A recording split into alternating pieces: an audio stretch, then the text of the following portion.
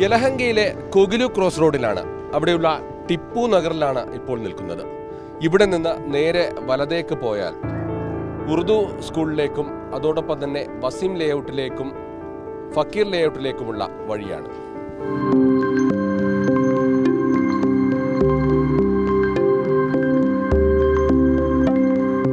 എൻ്റെ ഈ പിന്നിൽ കാണുന്നതാണ് കൊഗിലു ഉറുദു ഗവൺമെൻറ് സ്കൂൾ.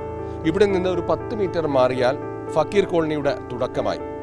അവിടെ നിന്നും ഒരു ഇടവഴിയിൽ കൂടി ഒരു പാറക്കെട്ടുകൾക്കപ്പുറത്തു കൂടി നടന്ന് 1.5 കിലോമീറ്റർ പോയാലാണ് വസീം ലേഔട്ട്.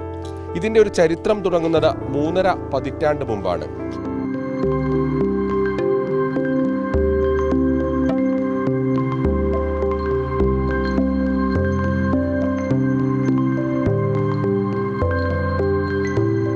മൂന്നര പതിറ്റാണ്ട് മുമ്പ് എത്തിയ മനുഷ്യർ ചെറിയ കൂരകളിലായി ഇവിടെ താമസം തുടങ്ങി. മുമ്പ് ഖനനമുണ്ടായിരുന്ന ഒരു കോറിയുടെ ഭാഗങ്ങളായിരുന്നു, ഉപേക്ഷിച്ച ഭാഗമായിരുന്നു ഇവിടെയെല്ലാം. ഈ സ്ഥലങ്ങളിൽ ആളുകൾ എത്തി ചെറിയ കൂരകൾ കെട്ടി താമസിച്ചു തുടങ്ങി. പല മേഖലകളിൽ നിന്ന് ജീവിതം തേടിയെത്തിയ ആളുകളായിരുന്നു. അങ്ങനെ വരുന്ന ആളുകളുടെ എണ്ണം കൂടിക്കൂടി വന്നു. മുസ്ലിം വിഭാഗത്തിലും അതോടൊപ്പം തന്നെ ദളിത് വിഭാഗത്തിലുമുള്ള ആളുകളാണ് ഇവിടെ താമസിച്ചത്. ഏറ്റവും ഒടുവിൽ 200-ലധികം വീടുകൾ ഇവിടെ ഉണ്ടായിരുന്നു.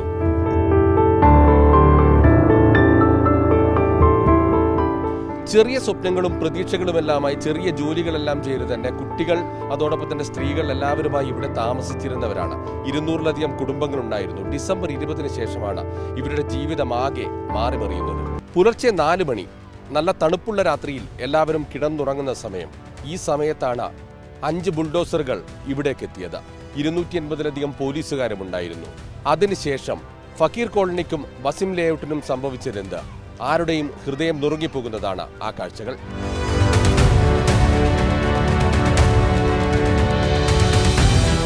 ഒരു യുദ്ധമുഖം എന്ന പോലെയാണ് ഫക്കീർ കോളനിയും വസീം ലേഔട്ടും ഇന്നുള്ളത്. എനിക്ക് പിന്നിൽ കാണുന്ന ദൃശ്യങ്ങൾ നോക്കൂ. നിരവധി വീടുകൾ തകർത്തെറിഞ്ഞു കളഞ്ഞിരിക്കുന്നു. പുലർച്ചെ എത്തിയ ബുൾഡോസറുകൾ ഈ വീടെല്ലാം തന്നെ ഇടിച്ചു നിരത്തുകയായിരുന്നു. അധികൃതർ അതിരാവിലെ എത്തിയപ്പോൾ ഇവരെ വിളിച്ചുണർത്തിയ ശേഷം പറഞ്ഞത് വീട്ടിനകത്തുള്ള ഗ്യാസ് കുറ്റി മാത്രം പുറത്തേക്ക് എടുത്തു വെക്കാനാണ്. പിന്നീട് വീടുകളെല്ലാം തന്നെ ഇടിച്ചു നിരത്തി. വീട്ടുപകരണങ്ങൾ, വസ്ത്രങ്ങൾ, കുട്ടികളുടെ പുസ്തകങ്ങൾ, ബാഗുകൾ, പഠനോപകരണങ്ങൾ എല്ലാം തന്നെ അവരുടെ സമ്പാദ്യമായി ആകെ ഉണ്ടായിരുന്ന എല്ലാം ഈ കെട്ടിടാവശിഷ്ടങ്ങൾക്കിടയിലേക്ക് മൂടിപ്പോയി.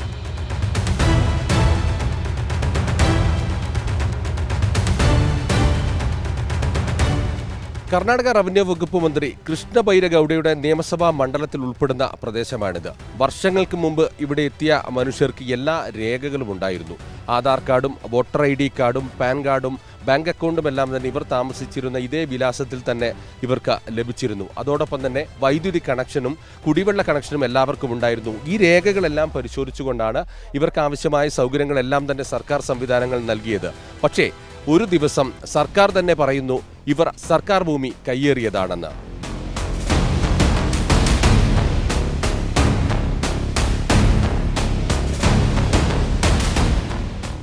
ബംഗളൂരു വികസന അതോറിറ്റിയുടെ ഖര മാലിന്യ സംസ്കരണ പ്ലാന്റിനായി നൽകിയ സ്ഥലം അനധികൃതമായി കയ്യേറി എന്നായിരുന്നു സർക്കാരിന്റെ വാദം. ആ സ്ഥലത്തെ അനധികൃത കയ്യേറ്റം ഒഴിവാക്കിയെന്നാണ് സർക്കാർ പറയുന്നത്.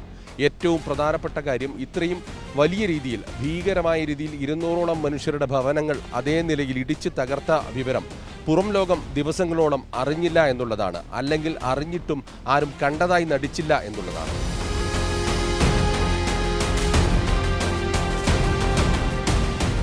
വീടുകളെല്ലാം തകർത്തെറിഞ്ഞിട്ടും ഈ മനുഷ്യർ എങ്ങോട്ടും പോയില്ല. കാരണം അവർക്ക് പോവാൻ മറ്റിടങ്ങളുണ്ടായിരുന്നില്ല. അവരുടെ ഒരു ലോകം ഇതായിരുന്നു. 30 വർഷത്തിലധികമായി താമസിക്കുന്ന സ്ഥലം ഉപേക്ഷിച്ച് പോകണമെങ്കിൽ അവർക്ക് മറ്റൊരു ഇടമില്ലായിരുന്നു.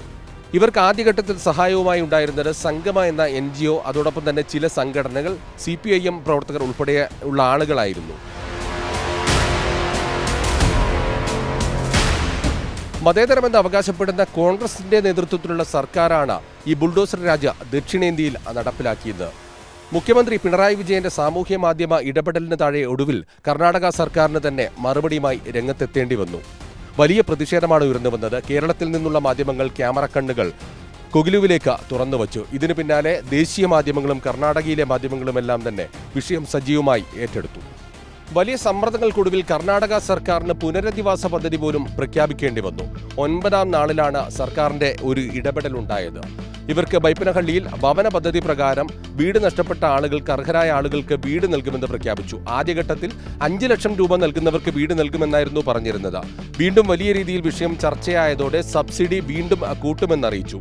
പക്ഷേ ഒരു കാര്യം, പുതുവർഷത്തിൽ ജനുവരി 1-ന് വീടുകൾ നൽകുമെന്നായിരുന്നു അറിയിച്ചിരുന്നത്. പക്ഷേ ജനുവരി 1-ന് വീട് നൽകിയില്ല. പുനരധിവാസ പദ്ധതി പ്രഖ്യാപിച്ചു. പക്ഷേ ഇവർക്ക് ഒരു താൽക്കാലികമായെങ്കിലും ഒരു താമസ സൗകര്യം ഒരുക്കാനോ സൗകര്യങ്ങൾ ഒരുക്കാനോ തയ്യാറായില്ല.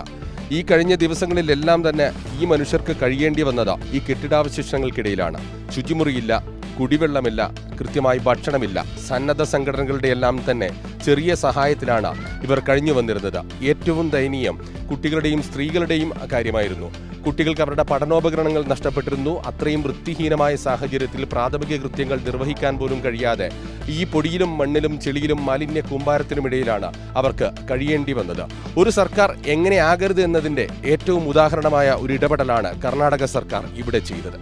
ഏറ്റവും ശ്രദ്ധേയമായ കാര്യം, ഈ ബുൾഡോസർ രാജിൽ കർണാടകയിൽ കോൺഗ്രസിനും BJPക്കും ഒരേ സ്വരമാണ്. മറ്റൊരർത്ഥത്തിൽ പറഞ്ഞാൽ ഉത്തരേന്ത്യയിൽ BJP നടത്തിയിരുന്ന ബുൾഡോസർ രാജ കർണാടകയിൽ നടത്തുന്ന ഏജന്റായി കർണാടക സർക്കാർ മാറുകയായിരുന്നു. ഇവിടെ നിന്ന് കുടിയിറക്കപ്പെട്ട മനുഷ്യരുടെ വീടുകൾ തകർത്തതിൽ BJPക്ക് പരിഭവമുണ്ടായിരുന്നില്ല. അവർ ബംഗ്ലാദേശികളാണ് എന്നുൾപ്പെടെ ആക്ഷേപിച്ചുകൊണ്ടാണ് BJP രംഗത്ത് വന്നത്. ഇവർ കുടിയിറക്കപ്പെടേണ്ടവരാണ് എന്ന് പറഞ്ഞുകൊണ്ടാണ് BJP രംഗത്ത് വന്നത്. BJPക്ക് ആകെ അഭിപ്രായ വ്യത്യാസം ഉണ്ടായിരുന്നത് അവർക്ക് ഭവന പദ്ധതി പ്രകാരം പുതിയ വീട് നൽകുന്നു എന്നുള്ളതിൽ മാത്രമാണ്. അവർക്ക് വീട് നൽകരുത് എന്ന് പറഞ്ഞുകൊണ്ട് കന്നഡ വികാരം കത്തിച്ചു നിർത്താനാണ് BJP ശ്രദ്ധിച്ചത്. കുകുലുവിൽ അനധികൃത കയ്യേറ്റം ഒഴിപ്പിക്കുകയായിരുന്നുവെന്നാണ് കർണാടക സർക്കാർ അവകാശപ്പെടുന്നത്. പക്ഷേ കർണാടക സർക്കാരിന് ഗുരുതരമായ പിഴവുകൾ സംഭവിച്ചു. ഇത്തരം സ്ഥലങ്ങളിൽ ഒരു ഒഴിപ്പിക്കൽ നടപടിയുമായി മുന്നോട്ട് പോകുന്നുണ്ടെങ്കിൽ അവരുടെ പുനരധിവാസം ഉറപ്പുവരുത്തണമെന്ന സുപ്രീം കോടതി നിർദ്ദേശമുണ്ട്. അതെല്ലാം കാറ്റിൽ പറത്തി.